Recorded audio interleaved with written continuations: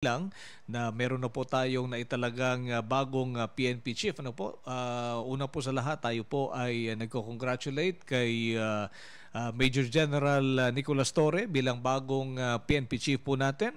At ngayon po ay dahil magkakaroon po ng chain of leadership, hindi po natin maiwasan na tayo po ay magpasalamat at mag-recognize sa naging performance at accomplishment po ni General Marbil, no? Yung sinundan po ni General Torre na PNP chief po natin. Unang-una, naipatupad po ang napakaraming programa sa hanay po ng pulisya, naging profesional at naging mataas po ang moral ng ating mga pulis.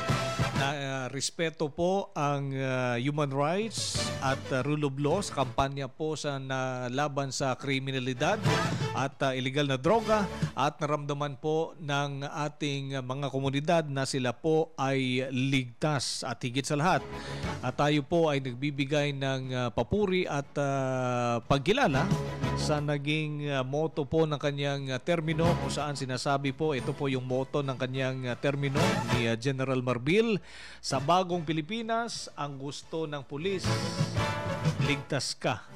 Ito po yung nais nating iparating sa ating very accomplished at napakaganda pong performance ni outgoing PNP Chief General Marbil.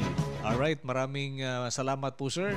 Ang ating appreciation sa inyong professionalism, kabaitan at pagrespeto sa hanay po ng inyong mga pulis.